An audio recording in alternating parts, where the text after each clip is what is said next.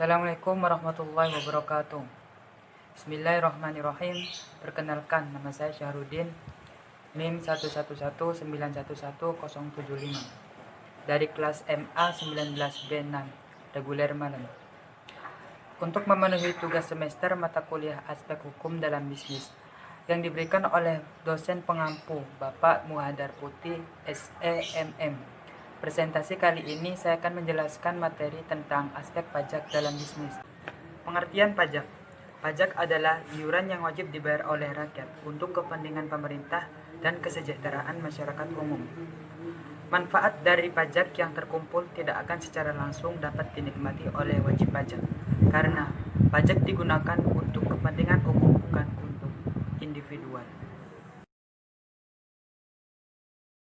Pajak berdasarkan sistem pemungutan dibagi menjadi dua. 1. Pajak langsung atau direct tax merupakan pajak yang harus ditanggung oleh diri sendiri, tidak dapat dialihkan ke pihak lain. 2. Pajak tidak langsung atau indirect tax adalah pajak yang pembayarannya dialihkan oleh pihak lain. Pajak berdasarkan instansi pemungut dibagi menjadi dua, yaitu 1.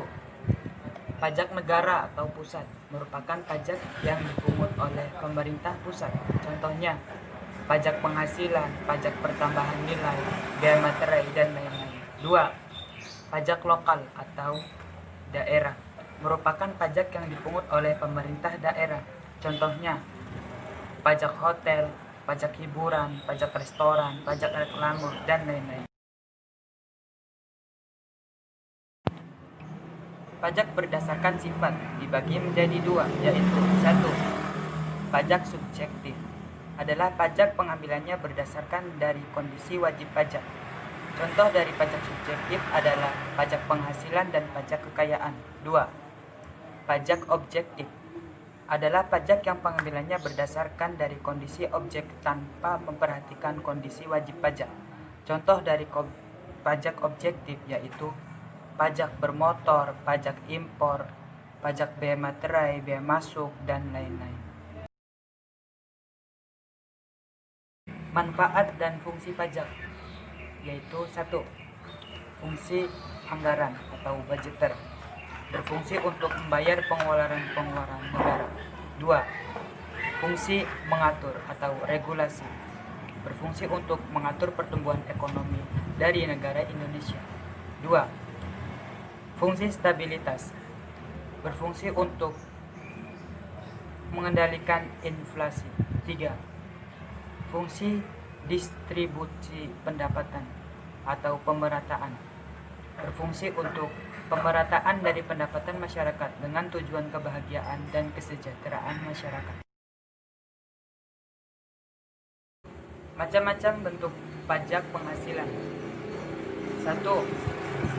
Pasal 21 yaitu mengenai pajak terhadap penghasilan yang diterima atau diperoleh dari pekerjaan dalam hubungan kerja dan pekerjaan bebas. 2. Pasal 22 yaitu tentang pengenaan dan pemungutan pajak terhadap penghasilan dari kegiatan di bidang impor atau kegiatan usaha di bidang lain yang memperoleh pembayaran untuk barang dan atau jasa dan APBN atau APBD. 3. Pasal 23 mengatur tentang pengenaan atau pemungutan pajak atas penghasilan modal yang diperoleh. Sekian penjelasan materi tentang aspek pajak dalam bisnis. Terima kasih atas perhatiannya. Mohon maaf atas kekurangannya. Semoga bermanfaat untuk kedepannya. Saya akhiri. Wassalamualaikum warahmatullahi wabarakatuh.